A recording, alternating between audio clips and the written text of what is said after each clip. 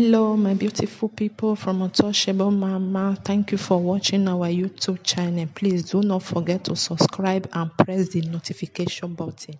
Thank you. One love. Bye bye.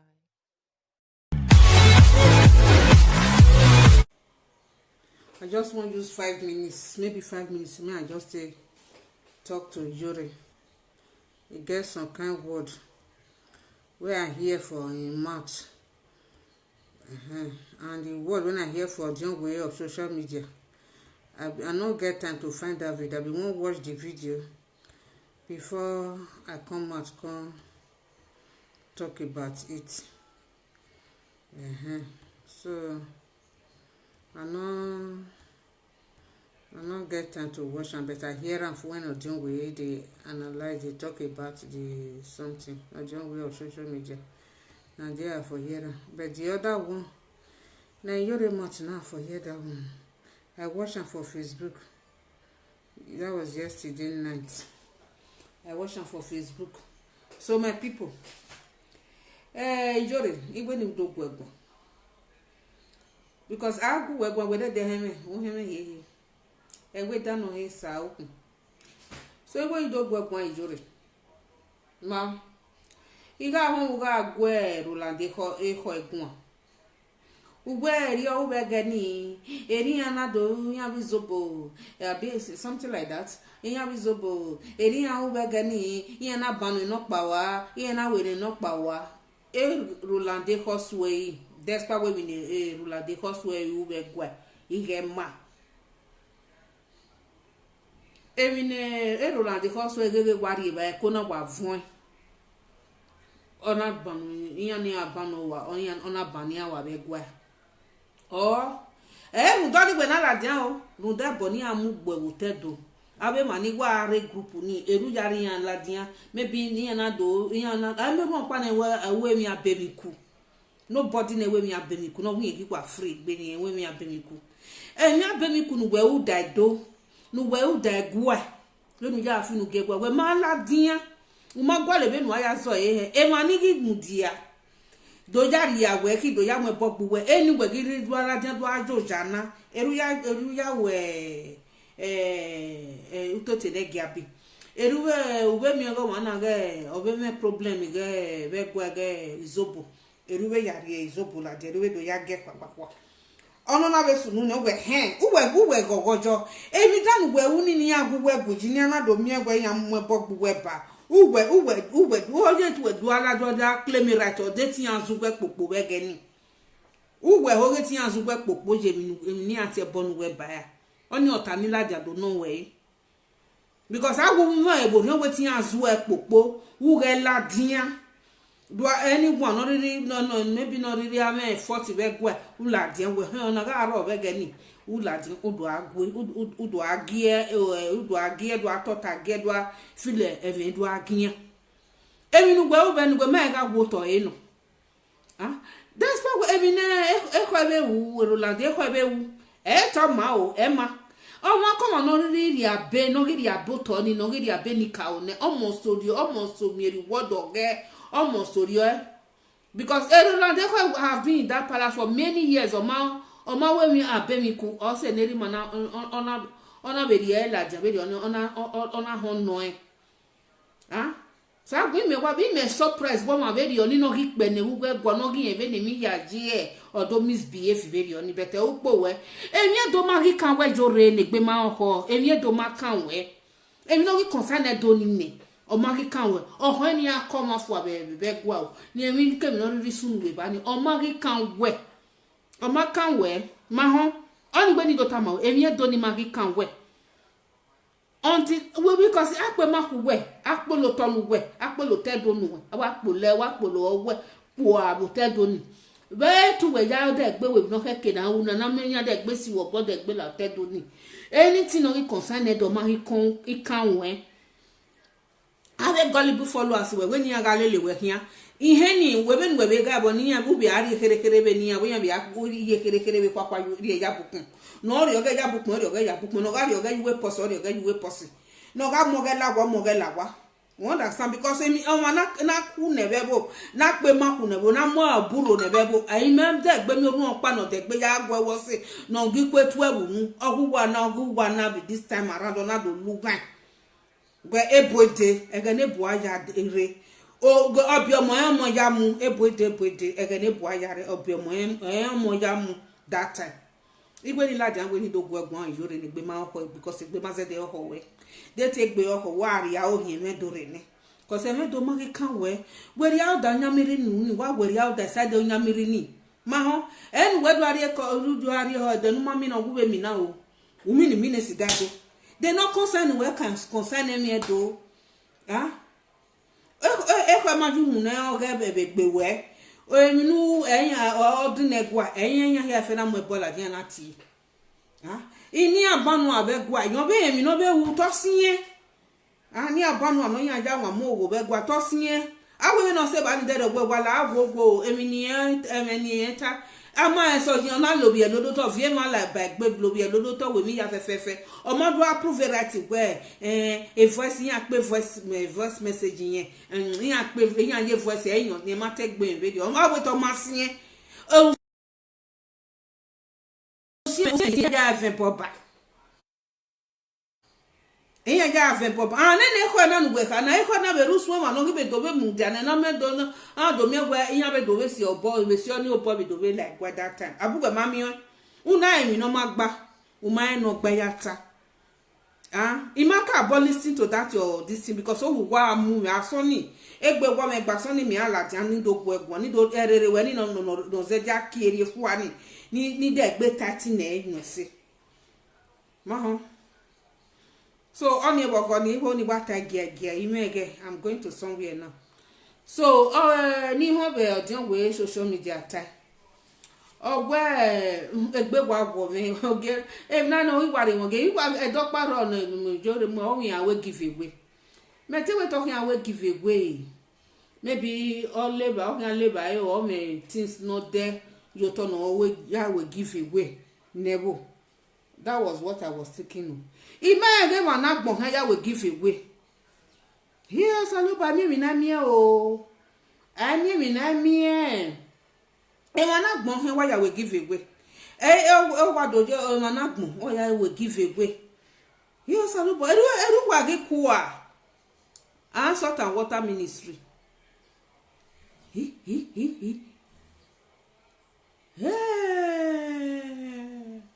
ata ya o adani me gi ga ya we ne give away na we wana gbon ya we give away na iya wa be college eri ere ne mi o eri ere London o eri ere kafakado so eri ere nu pono ki o iyan gwa London o yime omo wa ka wi ya we give away o pe ni hin idori enu gwa una no hin be do give away o pe no be do ri la dian e de no emega isunu nu e we gbe so hin akaya te bo wa hin we na ya we give away o ku oni no pe do boja yin mi ya ona ya mira bi je oje tota foye nyan ama iwe na do ya we give away with social media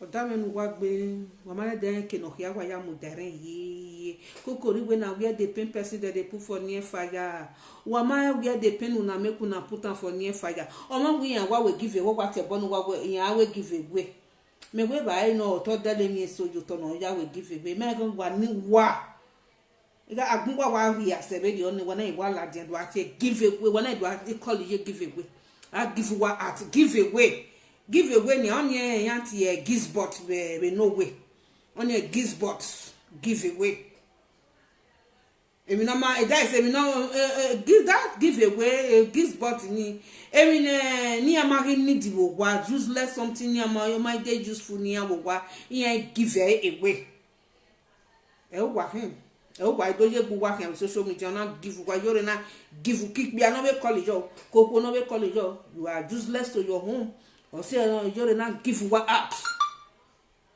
ona silu wa la de wana sile gbu wa ino silu wa wana sile gbu wa la de ona give wa out give away is gizbot we no way any items ni amagi need wo wa they do it at gizbot go to Google le wa mi items here give freely eso bia ye be gwali go bo yan fi kere yan ri go kere bo ya eso yan we na yan magini de o ade do fia be na hu re just free gift yan money there is no more useful in their house this box oja come and carry go e je ro carry why ogba ni ya respect nu gwa e han ya won ji bo pe ani wa ku e o wa gwa lo do urgent by fire by force one go ya we give away o pe anodo digwe do imi ra bi jo mu ko ju ohun o ma value we ama egbe nu we do ya we give but nu we do ye gbo we ya we give but ne be social media be Facebook o kan do value o kan do uji we o pe anodo we do la jan be give but be Facebook o ni abetama nunu e we gbe so kan kata we na ya we give but na ya we give but ni na ya we give away de we agbon ma we temi no mu o se o na do ladian be give but ya e ro kan ya ta ma we na o to ta fo nya we no nunu e we gbe so kan kata e me du wa be gbe ma we le ba very oni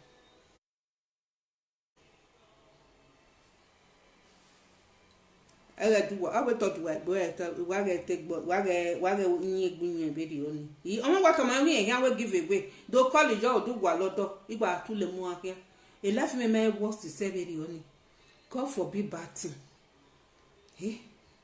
iwa bi ni pe wa bun se na je me mi awa he wa la kaye emi o we na we ni rulers o me one this year we am ye red cross by na we ni ja ge there ya we set be apply jo ya we am ku won ku so we ba ni we na we ni tule mo han me gba fi abe ne o bi gogo biri nu mu dan e de we afika ka wa wu yo me ho be na igi ge o no e gi ke awe ti re le e we gbon be ri o kan te bi ye ke mo bi me na ya han bi jo a o iwa me ge no ogi tenene owo ma he me nota owo yo me hono na lo da ofu a ona lo da fo na de gbe ton back ona do age won o ge o da ina wa fi boy na we he o ja o ima e go mu dana ima o mu ja na de lele me de kede no go ma ya o ye gbe we ya we gis body ije me na be ni wa je na be ni wa kan ma se na ime ga la je se lembe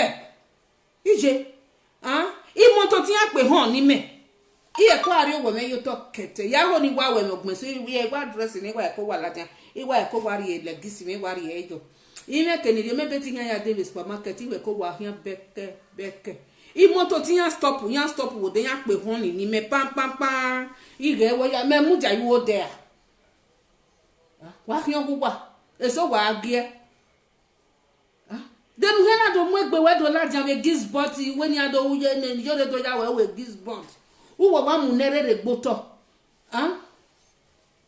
wa ya na ka no pe be no ya lati he wugu fun ni wugu fun no wo mu wa ji ni me te owe pot no wugu fun no because yen ka be a de ba kwa be rugbe ba wa ya no be no ya san lati abo e nu wa we ze ge san lati ania because wa mu osun wa da we give away at nenia o human being ayi ja we give away ibi edo wa be ku se be ri one a salo bo me la o mari agbon dan ba ri ana ibe ri e ba ri abe salo bo me la o na e ku emi wa be o me gba we mi wa be total wa be o wa ki akara yu we no total ge topic ge mi no me na dia no we give away give away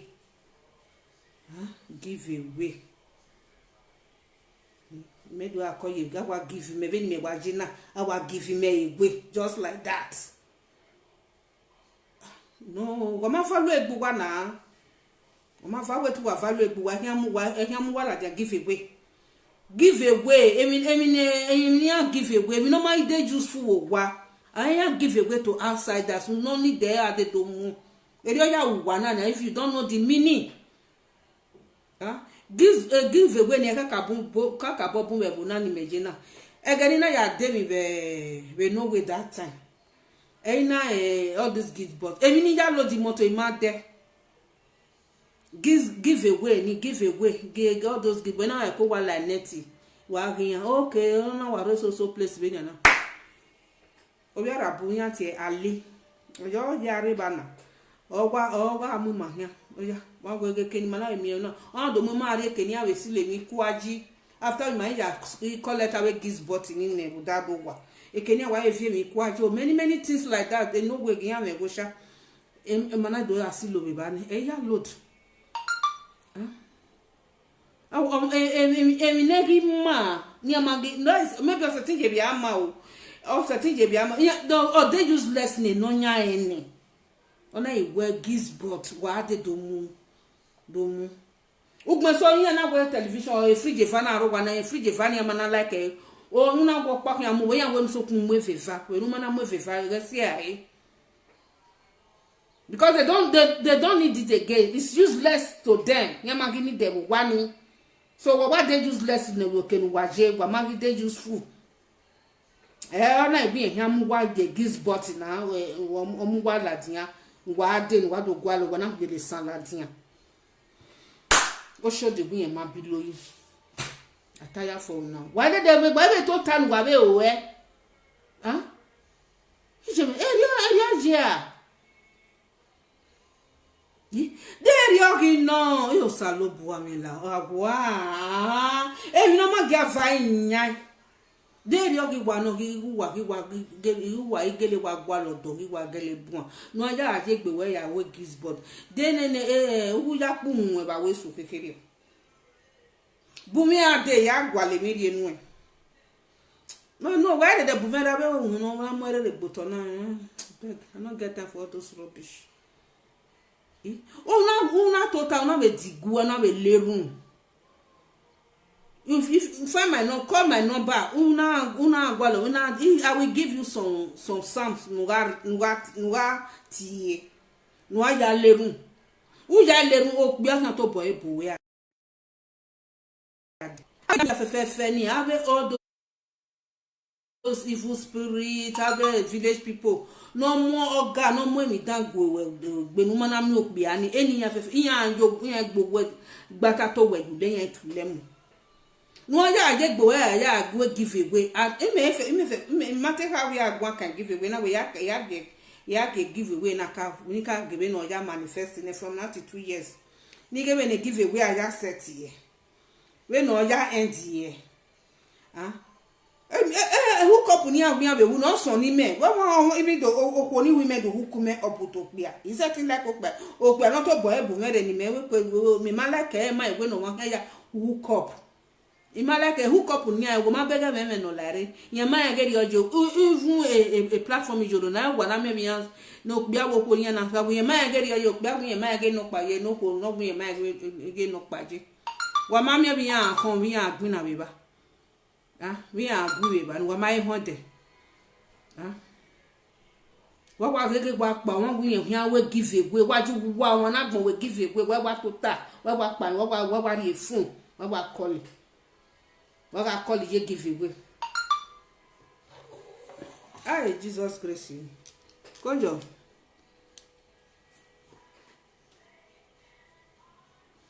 if I be married woman wetin come happen if I be married woman, that one come me say me just carry yourself go give person, give away, make them give you out. You went now, so you want to do your life, You don't get rest. You don't put respect for yourself, You don't put respect for yourself. I've been waiting. I talk say I dey waka for road. People they stop for me. He say my husband don't die 2008. I'm a widow. You understand? I not be small pikin again where they look for husband. Or maybe I they look for man, I know they look for man. I don't even want man for my life again. My children, they are enough for me. Jesus grace, I think I don't answer your question. I know the verse. I don't need man. Even if I come say I need man, I'm not saying Oyibo and that Oyibo go get money. I don't need Oyibo buy me Toma Cafe. All those Oyibo buy me Toma Cafe. Me, I don't need that. Black, I don't need that. If black give you €1 today, tomorrow you go collect €3 for your hand.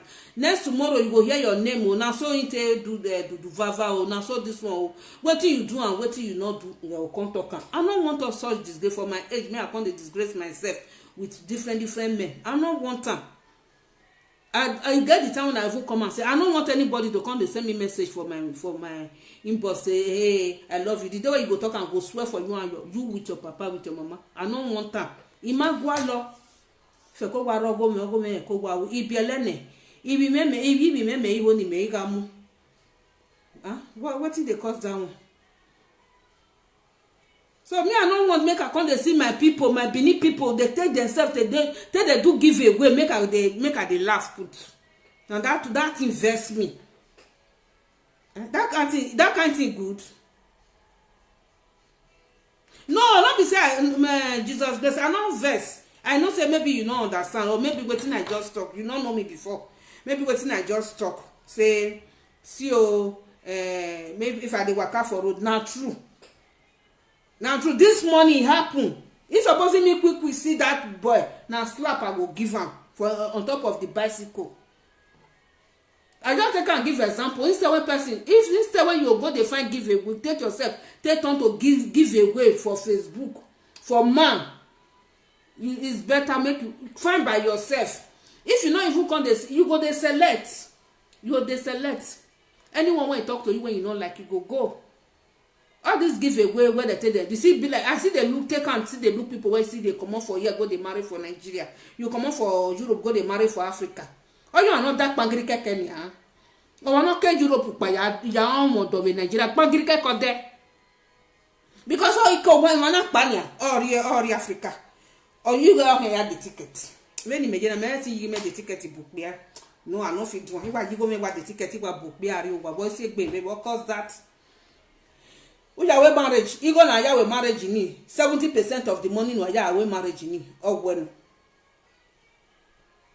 Thank you, my sister. I no verse whether my brother or my sister. I no verse. I know say you don't understand. I no verse at all. Now so my voice just be. Person people when they go marry for Nigeria now that one now see they talk now. I don't like them at all. You just come for Europe go marry for Nigeria. We no that pangrike anything. Pangrike ko ya there. First and foremost, you go to with marriage in 70% to 1 year. After that, when you come, they buy ticket from here, they go Nigeria. That ticket money, now you still get them. No matter how that man go reach, you even get money for Nigeria. Now you go to buy ticket by yourself. And immediately you reach Nigeria, bam. You go to look your hand, wait till you break come. Now you will consider spend your money. I don't feel do more. Because it's there for Bible, where me for grow. Man is the head.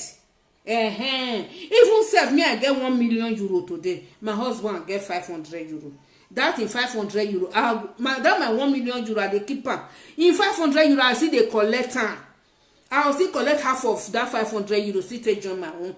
Because now he be the head. Why are you the head? I will see they collect am. That is why me I not fit friend any black person. Say I don't want. Because me set it to a zegbe. Osalobo ma joko oberi yo. He said it was zegbe. Never. But the man maybe anything wo wanaga koko iberi go me la den iberi go la den. Okay when ni mege gbadwa in the boski or go wa anything for the house na me go dey do am. I no fit do am. One black man when I friend before na wetin make am run be that. He run follow Isoko girl. Isoko lady. He said that place now make it run leave him. He run leave me. He follow that one. When he comes to say road, no, they won't come back. I don't lock my door. No road. The road is closed. You know if you come back again. Because I not fit. And my children now put for head. I just carry my children matter put for head as they hawk gala. And so they don't get papa again. I only me one. I'll constantly leave them because they love. They love all day by war, all day by chest, all day. Oh, we me. Ye here do friend the black man. We here do friend the me do igi me ye do real. Oh, David, wow, you say here high. When here to be Joshua. And here high. What you going? Honor you enemies ya collective here and here high. I don't get time. I don't get time for that kind of thing. Another one when I hear for audience way hand. Audience way month. Say one Ghana man. No, because I don't watch that video. When they carry them, they give it. We say one Ghana man can call. Almost 3 or 4 of our people. Believe people come they call. And that Ghana man I call for. And that Ghana man I call for. The truth, this word when I want to talk so. I want to talk now. Truth, let me they talk. Now the true word, let me I they talk. the way of social media. You know the reason why all those women come they call for the Ghana man. You know, say this our Benin people, this our Nigeria people, they are mad too much. They are mad, not they wear pampers. They're not good. If they follow woman, they carry woman. The way they do with that woman, they will go, they gossip and they gossip the woman for outside, gossip and with the friends, they disgrace the woman. Many things when all those our people they do were no good. So I've done way social media. Maybe you see they can they preach to your people now, your Benin people say, I beg my Nigeria people, my Benin people, my Edo people, my brothers. Make una know they do women like that. So that then men they not come they run for una. Do you understand? Yeah, you see one man now. Many people, according to what you talk, many people come the couple say that Ghana man, because maybe they don't see the Ghana man, the way the Ghana man don't behave with their friend or their sister when they don't marry to Ghana man, say get peace, or maybe the Ghana man see waka later than divorce, they don't see anything. The Ghana man not go there announce some for outside again. That is the reason why they come the call for the Ghana man. You understand? You understand the audience way of social media, and the reason I be that. So you know, say women we need respect. If you with woman don't maybe not don't separate, it's not good. Maybe you go to talk how you with and take waka this and that. No, not good. But una when be Benin people, Do people, Nigeria Igbo people self they do one. That's what they will first of all cost you first. I no fear. They will cost your pocket your mouth before they will come. They disgorge you. How they take fuck you. How you take do this one. How you take carry leg. How you take do W style. They will come. They talk. That make me hate Igbo people. That time, just sit down. Just they look there. When they just they talk and just hate them. Why human being go they behave like animal? So now because of that one, I make our people they run for Benin people. Do you understand? Then they make them they not come like when Benin and Ghana come, they rush to Ghana. You see? Okay, Ghana people, make una who are those hasi water. That Ghana man, make una give him my number, give him una show him my Facebook, make he call me. Undo hasi water. Huh?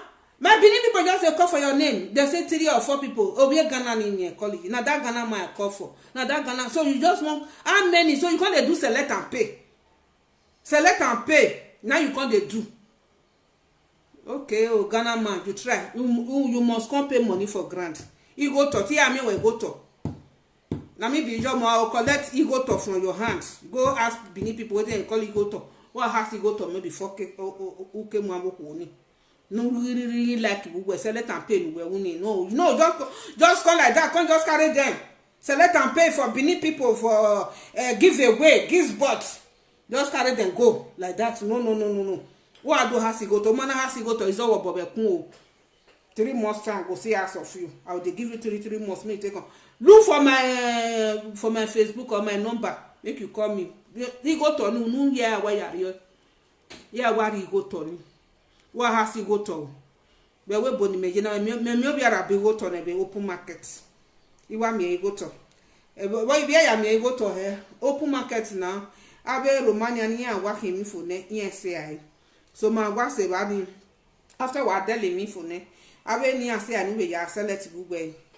Ekeni me wa muja yu pon me bi ka wa re ba ni oni wa kun ku gbe me wa go bi arabo pa wa re o wa be silo. Bona kana we wa say gbe be ri oni re mi na wa enya. Working in a border when you make a monitor a banana nursing or working no wife yoni and no work one. You know what's a rob a banana yak back, tapuli yak bena was here in a moe, a pomenya. Near if you are in a with your me, or well, on this gear if you're not okay, there you are no. Or tell boy, and you worry when I see a wako is in a okay. When time or back or your toya say webu. Now we read my yata, or we are doing working, or be my one ya talk. From Benin Kidon, the word will say, "Can my way wamujaji now buy your talk." So you must give me the money. Paga me dinero. Or dinero me. Or you go, or you me oh. Or we go get guyan. You buy my me. Pona do €4, whether 20 cents, some centimes. In a me. ime mi go to be bona iwa mi go to fine so we Ghana wa ha si go to wa me Facebook na wa ha ime me ni jo mo wa ni di ma di go to ni unu here wa yari yo etieri ma wa yari because you nya to ya se webu ekenu mu di ayinu na we select and pay bi e do ni hu bi e do ni ime ami we go to jo because it's too much if you Ghana me here mu ku ya la dia be do ni we ni bi Nigeria do we select and pay jo it can't happen. So if you Nigeria wa be careful. Wa dolu nyimeji na do mi eku wa do reject wa with public. This one is a disgrace. Wa bega any wa dolu nyimeji o. Wa dolu nyimwaji because I want to nyimwa maba. Ya college obi Ghana ni college. Obi omaka college na we hongo ma college o. Oba we de gbe de. Obi Ghana ni college. Obi do roto wa ma college obi do. Ruda unyimi ya ogbimu osi e. Me blame wa Johnny o. Ma blame wa Johnny. So only about gonna be ba. Obi Ghana udo hasi go to me. Not be saying na drama they play do hasi go to me. Wari go to me wari ria wari mena ya. Obi Ghana ni hear me go Obi Ga. If you are from Ga in Ghana, I dash you the money because I always say we say if you Ga if you do yan if you do not pa me do re ya nye Ghana yan. The history is well clear. If you are from Ga, if you are a Ga person in Ghana, I know will collect money from you. But if you be Ashanti, you be Accra, you be Ewe for Ghana, all that tribe for Ghana, bring that money come for me. You go to me, me will call me, I will tell you the amount when I will collect for you. Go to before you ask you jomo, okay, I mean, okay, I has go to anyone. You understand? I has go to. Obiedo select and pay was away video make any measure. Ekeni measure we poja was sick baby video what cause that make the last check up in my check up ye how they call you. Obie Ghana do go to me. Only me worry do time why not going to know. Okay, thanks to them. So area know my people. You remember my can wear. I will go live for followers when you lulu here, when you are lulu here. Yama Kenya. Some people will fit us waiting this one they talk. I know what they talk. Oh, make you go sit down, make you think and well, make you reason. You know what they talk, say not truth. One person go say, "What use you might be take give do give away." Where we go, be a hung girl, I go where you will give away. Huh? Which kind of rubbish be that one? Who girl, why will I join you? The way I will give away. God forbid bad thing. Now, wow, when me work myself now, 59 years, 30 years, me will give away nuclear. Oh, ebono me go na re. I no say money dey with ya me ebo. Ya me la lobo. Akuda. Mudigo ni e love. Igo aro e love we ware na. Automatic love go just come. I'll just okay. Love ni ware baba na so it be. But di go raw. I no go with me emo e ba me he ya ebo to ma ba mu to ma cafe. Bo si egbe video ni le da apo no e wa kere na. E he ya we ebo ba mu to ma cafe. I dey Chris go for big button. E black e me ni gwa o. Yeah, advice wa. Go and look for small girls in town. Or ya money. Oh, no gwa lodo no ma me you can contact me. Yari Sam no do wu other side. Yari some vaccine when we Sam no ati no aja ledu. I still get some anointing oil when I will still give you. When I anoint by myself a man from where I don't go and come for any place. I'll teach you how you take use the Florida water. How you take use them when you say you will fit when you get my so where I will hang a select. And you got rush you. It's not by mouth to contact me. You understand? You know. Oh, again, maybe wow. We're to bow bajo. Urukba uruejo. Ukpa ala dagmo when a baby you wa. Okbia una gele digona gele legun. Okbia no ro e kwanu we gele tamusaloba no saloba ri egbu o kan gele bo we ade. Won o kan gele bo we ade. Do ya je gbo ya we give away. For what now? Don't say gbe very only give away. give away. I mean, another thing, but do me, I love you, I like you. You my sugar, you my lakpahua. Ogbani mama, thank you very much. Oh, thank you. Ogbani mama, mi opa no. O ma mi opa. Emi o ede do kan ke ba ni ede ni o kan ke ba ni ati e bonu e. O yan ke ede no wa mo ono na ni emi be give away ni emi be give spot with Facebook. E yo ro ya we give away be there. Be wete mi e. O weta gbon kulo nu e o se no mana mi okpi ya. Eri ono ni a dok woni nu e be to ase nka me be ni meje no nu me wa ka o hia wa to ase i me hia ta me weta gbon o agbon kulo gina o se no mana mi ohu be i me we ge mi ma no hu you understand mo hia nu mo hia o hia koda o ne but I can never o gba na ya we give away when to gba ni kulo eri o ko na be ya we give away be no gba we kulo you understand yo kulo so emi no sabona gagbon agbema kulo ji ma bo obi mana ma be set be ja doleji abe obi mana zege be ja doleji no be ama o be na yalo you can go to spiritual way where you give away cannot solve your problem. You are still adding problem to your problem. Who the be add the problem you give away your wa your mana gbon wa we give away we yan your man yan wa we give away me we buy no gift or then of yan your neighbor maybe jeff yan end na no yan we give away near no say na human being won't just say do give away. Yes, alabwa. Aguwe construct a sentence ni engugu admin. Aguwe construct a sentence ni ngbe nu gbebe ni ana, nu tabe ni ana give away. Who? Dame no egbe show the way ma below. Yeah, well, illiterate is a disease. A doctor cannot cure. Illiterate emi amo pa no so iro mo no ma je school. Ihe we go wa gelege to yo ya po. Yeah, check time.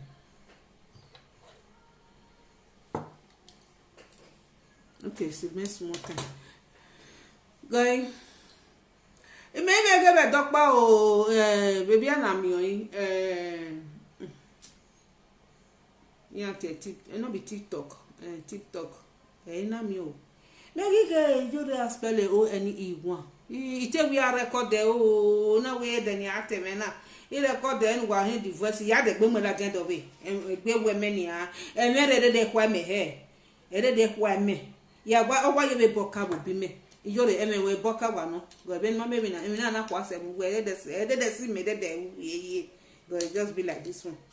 So ya de gbe la dian. Beni ya voice recording here because ya tabu when any say I want people to hear your voice. Well, ONE1 nenemi CCV7. Oh, mommy said it go spell ONE1 TWO2. Ije. He also lobwa. Yore. I never woman meta mo image school.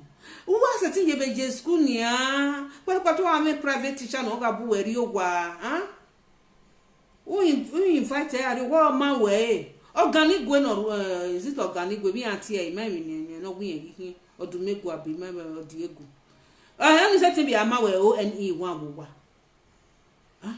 What we talk no be my way in case no ya full go or be a my way some sentence when no have ya pronounce here because who go pronounce I will never me 140. Maybe all me 40 egwena pronounce we are pronounce tradition we there what tradition or maybe no je huh obia okay cannot be a city we down obia ma we those ONE1 we are we kire obia ma we do man employee abe teachers oh then why la dem a public we when I was one ania e mania mami me ne na ni mejeje school e school Obasanjo jeje school uma gbe na school imeje jo yan ma o he I still put my ije me mo we tu no seba yan wa me den ma wa we practical there yan wa we ni mi o we don no dey na wasan ladin ona gie e wa again I want to do it you practical ni me wo ni me kwa we ni me we yes o di na so wa iwe imi a we na mi a le ba ni ne kedori ade emi ni he ya we ya bekem na egwe me bugwa ite ya gwale be na be village we na imamio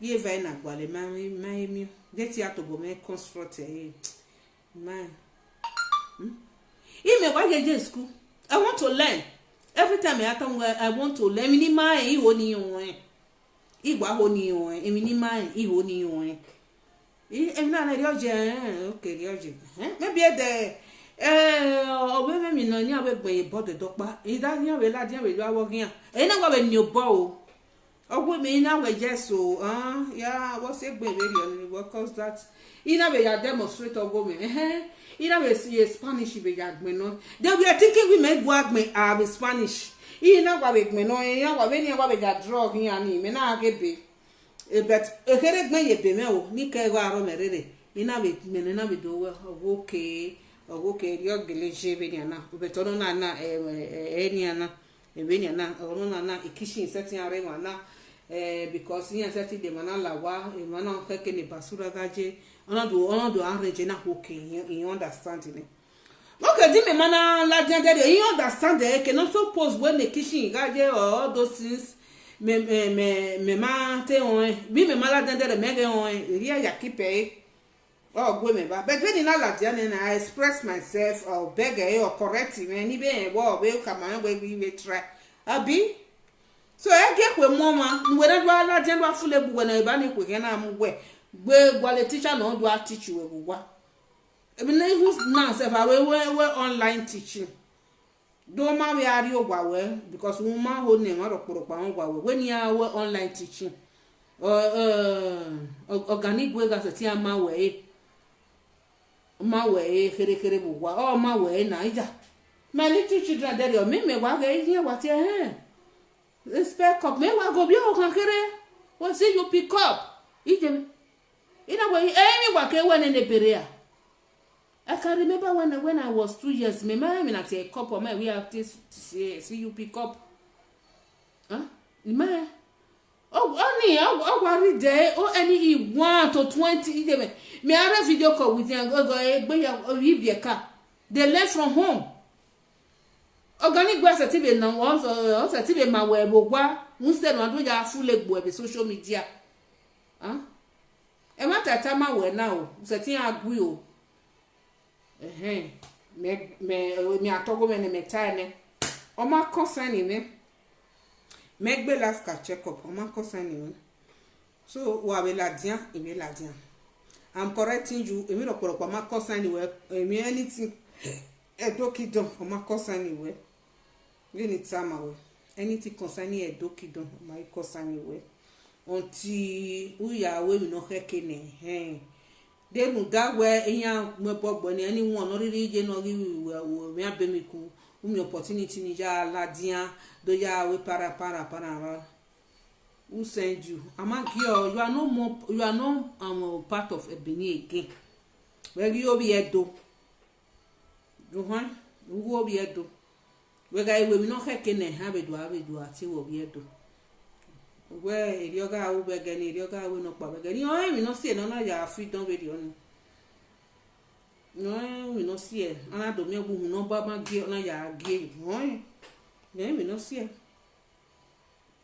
because agwani for years you kere bo like gwani okedo nwa to iro ajebe di ma we mi abemiku na mi egugwa la de on that 1 year or 2 years now una wa kin obehe abe otoni agwa kin na go ibi edo wa edo we mi no doju gwa fi bo e ba ku e osalopo ala owo na gi wa we gbe nberi oni wa kin to ya fefe gugwa na ete na ko de mi no ibi wa kin gi mi bene bo wa panyo ware na we ni buno bulo yo desert no wa bulo yo Libya bulo yo Morocco ya bi hunda o wa mama o sie wa khino awa mai khine ni ya e doje be ni na wa khine ya fu ne bu wa be ya khine ne ibi e Fulani oni me gibe ni mi wa ibo wa na iwa mu khine ibi e Fulani ni ofo wa o wa ki wa do wa pe wa ya kin din o gije me ba isef igba be janu gba nígbà yẹn gbe chapter close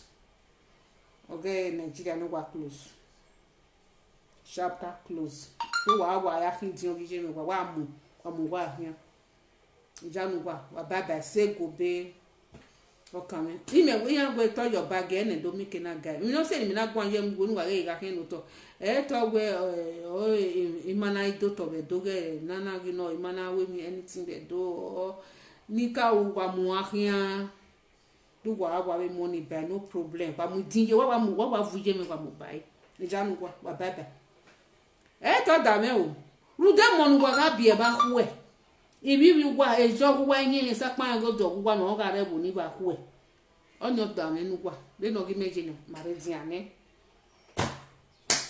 na sabi robo na you dey soko wa na sabi wa gi no ko election we ya be wa be o man wa be vote na ya vote na wa be o ma be na ga vote na wa be ya collect akoro okode wa be ya ri okode wa be ri okode ni wa gi yon wa vote na wa ya gba okode ni wa be zege wa be gege na wa ga be ri ene oni ga be anyin ni me no ma gbo be do ase elapa wa no repair road o elapa wa no do light o elapa wa no build school ya ge ki adolo iyan wo filter wo fun gwa o we competition we bani ki adolo ya ge mi anti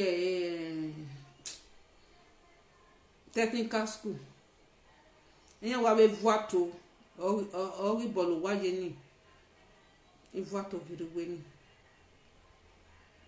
technical school no ka me boarding school but they has it raw jango okin wa doge wo akino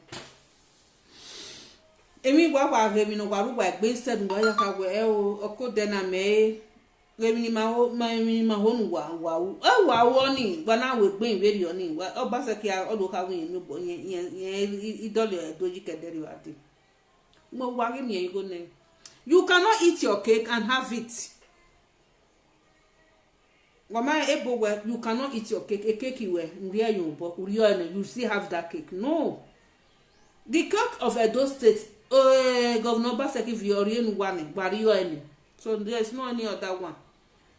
Ye mana kwigo no kwingo ya pe na Ebeke Edo State. Oma Edo Dema, Ebe Edo ma.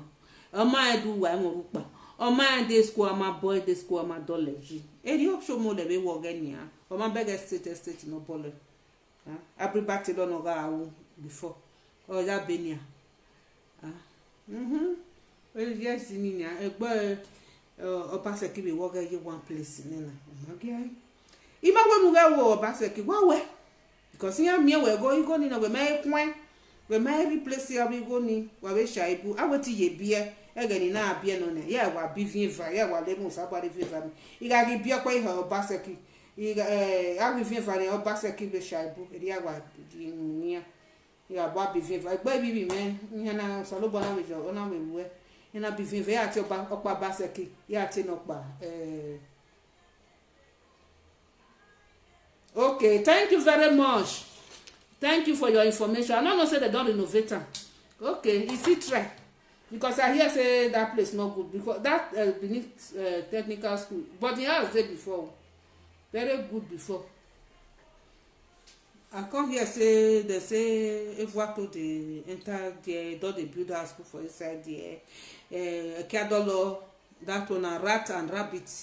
Then come they do competition for there. This one will say na me big pass. This one say na me small pass. The way they go fight, they go fight. The way they go dance, they dance for there. That's what they do for a Kiadolo now. Kiadolo college education. So I know. So it's supposed they not chop money that they not go collect money. Yeah, man, you go. I go near Obaseki give me. Me waje na go dolo de. Imi wa ya go me do ge mani bum we Nigeria ni ya mi go ne yari okode. So what if person go talk? You will not spend the go jino oh fe kwa ario. You go ni oga high we egbe. Iya we no we pay interest or we pay. They go hana mi ga do set or ya we ya. Okay ya we ni so you know. So no mami we na we ma create we na unemployment wa ri gbo wa ya mu gbo. Wa mugbo bana e ba e gbo wa mebe ni ba e gan e be do agbon ya sanu kwa ya re no re do ya agi me no gi to ta yigwe agi me no gi mugbo for where yes do bega ukpono dey by special grace of God usaloba no retin no one re egbe ma me no me I will go do farm I will dey go dey come ya mugbo Obasanjo mugbo ni so I do like that man Obasanjo he like egbe o like no wa no do no saloba retin na we only like egbe may God help me like that he like Obasanjo Babangida I like them too much like him when no wa any evil thing I like him person will get mind like that so I look what support I know say Babangida kill many people Babangida be say you know be say if you see say when that person won't come cross in path or worry I'm not sure what give money maybe Babangida Baba Ijabo noro oni o Baba Yoba was pass Babangida o tachere azankere Babangida na small which neither one chop small obiye Obasanjo Babangida him that's make I tell you now one story me I look time first the next one tell you one story now one woman confess am for one Yoruba woman I confessed that thing for which year was it 2008 or 2009 then one Yoruba woman confessed that thing say the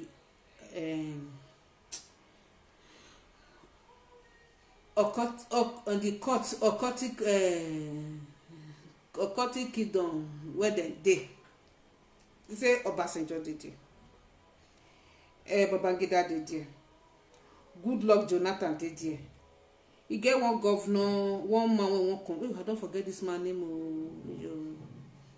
one contest for just state governor that time that one still dey he get one popular musician na Yoruba popular musician wey they call am Atorise I be like that man well before but not because of this confession I hate him because of the way they do with women now I can't hate them when go born now they take care of your children that make me hate I can't hate that one Teriba that man I thought if you just put them for YouTube you'll see the man when they talk so you see there for the court so this woman come outside he say the woman don't die sha he said this thing when they talk so say after 3 days now he said you know supposed to talk and then one now say Obasanjo na pian great pian na it be Babangida self sit there for the pian Goodluck Jonathan sit there for the pian he said that you know say that period now Babangida be once he come out come contest for election say he wants to be president again Jonathan come out that time say he wants to be president so for their pian kingdom na they can't tell Babangida say make it withdraw say he no go fit for the something if he say he want to he want contest and want to be president people wey go die go too much the blood wey they need for Babangida is too much but for Goodluck Jonathan on a small thing like they need so now that small one make allow Goodluck Jonathan to contest that is why that time they do primary election like Babangida baslice go allow Goodluck to come they don't judge them for their pian that side so the woman say that time when we say Easter period when one bomb blast happen for Abuja he said that bomb blast the blood of that where the people when he died that and the blood now the Goodluck Jonathan take win the election take be president and then I enter the seat it enter through that time na so the woman talk I go find this I don't know I be save this thing because they can't later delete and comot I be save am whether na the other phone I be save this confession I save am I will find the place when I put am I will come show the day when I go see am that day or even self na midnight I take see am go do the I will come show na the something where the woman for talk but na Yoruba is speak if you no dey hear Yoruba you no go understand am so me I dey hear Yoruba I dey hear Hausa I dey hear Urhobo I dey hear Ijaw hear Shekiri they hear every language, many language like that. So now so good Lord Jonathan enter that time. Okay. Which other one again? He said we get one man, that name now I forget. So I don't forget that man name. Then won't be governor, he won't do governor for Oyo State. So they can't call that man for their pian kingdom. Then they can't say make he go bring 200 old mama come. 200 pregnant woman. 200 pregnant woman. 7 months old. Where get 7 months pregnant. Go bring am. 200 virgin. Make it bring am. So if you bring those ones, now you go take enter. If they bring am, if you bring am, can't give them. Now that one, now you go take enter. You go take win the governor election, or make he do something. Make he put fire for market. So make the whole market. People when they no one go escape. If na dey see some motor burn now, for maybe say this motor just get accident but nobody escape. Not be ordinary hand, there's something behind it. They can't tell that man like that. Now the man come say okay. When the man can't go now, can't reach, can't say you no go fit. 200 these people, all these people come out for Oyo State. How many people will come remain? I forget this man name. Oh. Now the man bring meeting again, come tell them for the pian meeting, say he not fit to. If these people come on for the all this number of people come on for the group for your, how many people will come remain? He not do again. He not go fit key person or do the people too much. So what they can't do that period, as they say, he not go do that period. Now the opponent come winner for primary election, so the man come backslide, not come do again. Maybe the opponent see they not talk about that one, whether he can't do am or whether that one join them. Maybe that one will see. Don't all these politicians that they enter different way. That one self still get his own side. I don't know. So now waiting they talk. So this woman still confess say that green. Now go know that small boy, that musician when he sing that time. They say that green. He enter there. He see there for the court. He said that green now then make am popular. So whether they say make he bring him mama or I don't know what they say make he bring that time. That green can't say no. When that green can't refuse, not can't give the night. That green can't go sing one song. When can't say if he die, make you not cry for him. If he die, make you not cry for him. Queen see me. Now that period, now that green sing that song. So now they can say, say if you die, make you not cry for him. Cool see me. Okay, cool see me. Now that green get accident, it meme. And so the woman take talk am.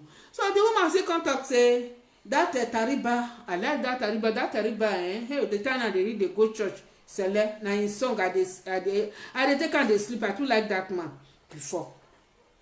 So not because of say they say use him mama o.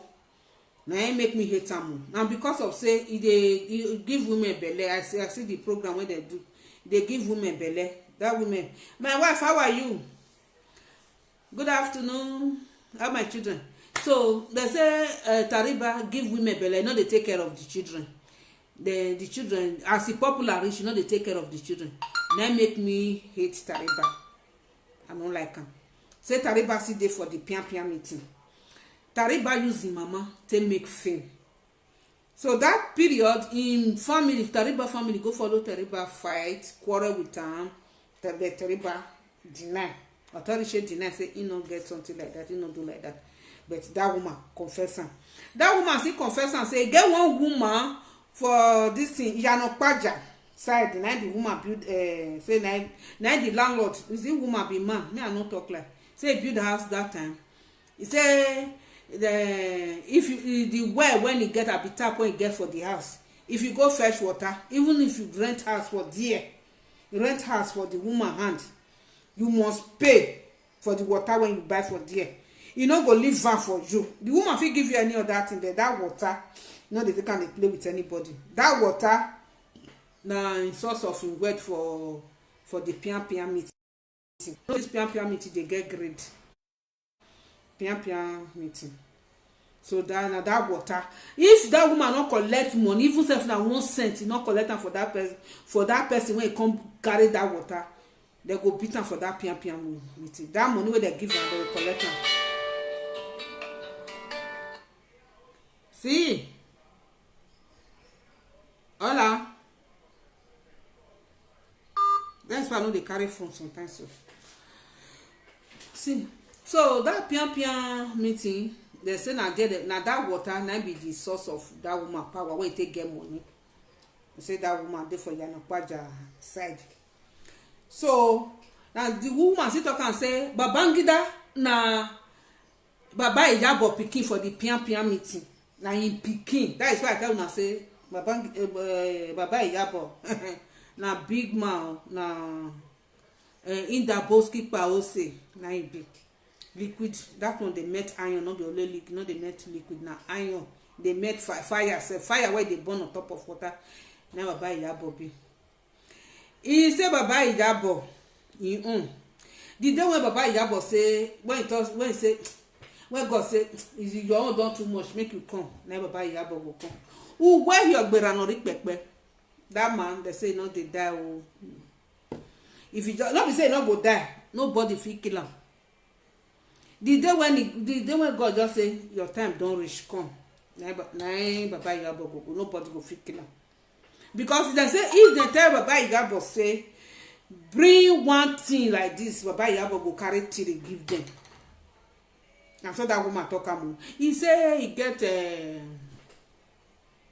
one pig there for inside that other farm. And so the woman talk am. Say that pig, say na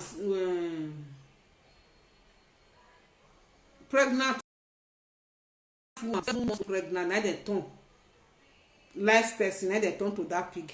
So anything wey that pig need, na dem dey give am. Anything wey that pig just need, na dem that human pig, anything wey just need, na Baba Iyabo dey give am. If they ask Baba Iyabo bring one thing, he go give them three. Say why go come quick die? Say no, they die. Say that they drive fly, they drive everything around them. So Baba Iyabo na ogbongwe in that boski power say no. See Baba Iyabo come out, come take hand, take nature, say be this, be that. But what it be? We not when manu do or roto. Baba Iyabo, what it be there for him body. You know, ever see will come. Now letter I go write because it's a go school well. Go write letter. Letter now I write for Jonathan. You know say now I put Jonathan for there. Jonathan, you are not doing well now you come out. You see this one when it is so now. Be like say that one you get another channel. No say many pian kingdom there for everywhere. It be like say the pian where Ala Kubaru pian side where this one they see they is he get level. When we say time, hand 1 meter, you go do some sacrifice. Hand 1 meter, you go do some sacrifice. So now, so them be. All those people now, so them be. They not be ordinary person. My people, no, not take on a body take fear last out for politician body. Oh, they not be ordinary person. Oh, they not be ordinary person. Shooks, who be that? Oh, okay, and thank you very much. So they not be ordinary person. No, I don't take on safety play. Baba Iyabo, me know Baba Iyabo well. I don't see Baba Iyabo my face like this for Abeokuta that they come they do one thing. All these people where they call Egbe. Now then do something that time. Get one chieftaincy title where they want. That is they want on them. They want do coronation for all this Egbe secret court something like that. It just be like Benin not get all those things. Oh, why you bow I just tired for now. Benin people not get that thing. Oh, you don't see the one where Benin people get now wish for night. Yeah, they fly for night. They not get afternoon. Yoruba people they get where they do their own coven for afternoon. Where they call it Egbe. All those people, the head of that place, they call it Iyalode. Iyalode. So all these Iyalode then the cut people now they want to do something. They want to do coronation, crown some people, get posts where they want to do that day. So you get one of my personal person na Ijebu. The mama na from Egba, the same tribe with Obasanjo. I hear Kojo. So now the same tribe with Obasanjo Egba. No, so they dey for Ijebu. The girl papa na Ijebu. Im mama sef na still partly Ijebu, partly Egba, but na still this pian the strong one Ogugume wey dey inside. Na im mama still be. So that time na me dey all those meeting. Na me dey supply dem cloth. I dey go Cotonou go buy cloth come. So instead wey they go buy for Aswani, buy for this thing, the one they go buy 800. When they buy 800, me go sell am there for them 600. Me they buy am for, if I convert money, I dey buy am 12 years for Cotonou 800. Then me go come sell 6 years 600, 6 years 600. That is 1,002. For that I will still get my own gain inside. They will give me money. Sometimes now the money where they bring, let me tell they go market, go buy something come for them. When they will come, the gain, the money where they never pay finish. When I will come, that one will come be my gain. So I get many of their customers that time when I dey supply cloth that time for Lagos. So that one na my friend. So she dey carry me dey waka for all those this thing. They can't even think say me even dey. I dey for all that this thing. So where they want sit, well the place where they go sit down. Now there they go even the girl go say make I sit down because that girl mama he use that girl. If the mama die, now that girl go take the position of a mother for their own egbe, for their own court. So me I dey follow the girl. When I come, if I come see some kind people, I come see fear no dey let me dey drink for there. Oh, if I want drink, I go drink comot for house. If I want eat, I dey eat for that same thing. If I dey go party, if me never eat satisfied, drink satisfied, no dey comot for house. If I talk say I wan go, and that time na the thing master me. If I come reach the fear no go let me say I wan chop. Come see some kind people. Ijeme akongere sonu. Some kind their eyes self don turn. Ijeme.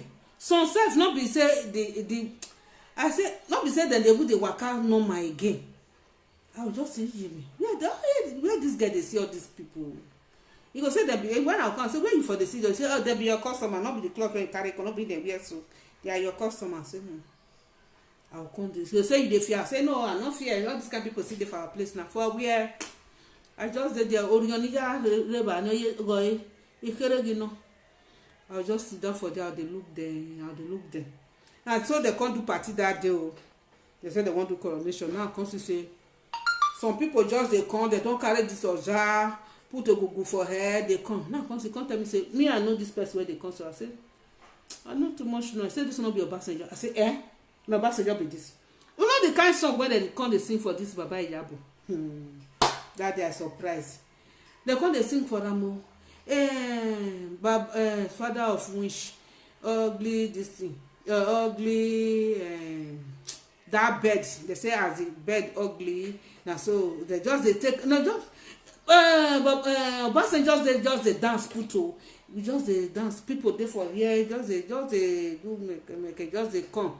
Now I say a bit like say they hear some kind, I understand some kind word when these people they talk about letting me they hear so no be so now I can't do. I say what is the which kind of song that they sing for this Obasanjo group so where they come so he say is that they hail now say now the highest of winch, the witches and wizard, the ugly this, the other this one say now they say it just be form of course that now praises. I say we not the vessel because you know say na him be not be anything for her. Now so you take waka that day they can't do the meeting. I no fit chop for there I no fit drink for that place. I just dey look there. After that place now the girl they tell the girl say make he invite me because they come dey ask that place person wey go dey when they among them when you not there for that thing not dey if you not there for that pian they no allow you sit down for there because they say you won't see them finish. They come ask the mother whether they come dey ask am whether me I be one of them. Now the mother say yes just newly come just I not there. The girl the lady want me with her go there. Him mama come call and say see the way that they talk today I not supposed to bring me come there. Make it tell me say make I come. Now the girl come to say na money. I say if na money make I forget about money. They go use their own money to put me for the court do everything. Now I say ike pa o wale jeme when you get the bottle down. O to down na fina I just talk and say okay no problem. Now wetin make me comot for Ikorodu that time be that, because na Ikorodu na dem dey. And wetin I just comot because that girl e dey give me business, me like money well well, and e go come the thing when I say I dey take talk say I no get money and they wan come put they wan do am free for me, make dem like me, say want make I enter. Maybe my enemy for don die o. He tell me say me I come join me no see mama the way that they respect mama. Now so any place when I go I say mama don want me before I come off for house, so make I not join this kind thing. Now that time now I don see Baba Ijabor face to face. Baba Ijabor not be person where they push o. All these politicians make una be careful for their body o. They not be. I don't see them too much. I'll say I know they make politician my friend. If you make politician your friend, if you use you to do sacrifice. Omana lugwe olugwe ya will sacrifice politician. They not be my friend. It is pastor BJ. I know they make pastor my friend. The moment you talk say you be pastor, yeah, I will they give you chance. If me and you be near 2 years, now we 10 years each other before, I will give you 10 years. I not go near you because iya ga go nene mi ga ya agwale nene mi here mana mie ya tin luwe iya ma luwe ya go obiwe so they be politicians and pastor, they be the same thing. My sister, me I come, my people, me I come they go. Me I come they go, me I go stay for bus stop, go wait for motor. Okay, my people, I beg go. Let there be peace in Edo State. And my message be that Ijore, never talk anything about Benin people, because you are not among us anymore. Our gullible followers, here will give away. Why are you will give away? If we make Bugwa know what the meaning of give away, Gizbot, go and ask people in no way they will tell you the meaning of Gizbot. If you don't know for English, find out for no way dictionary, you will know the meaning of Gizbot and how they do Gizbot. Which means you are already a condemned person. That is why they are giving you out. How you can't carry human being to do give away? You're whether them when I beg you, go. Okay, my people, till then.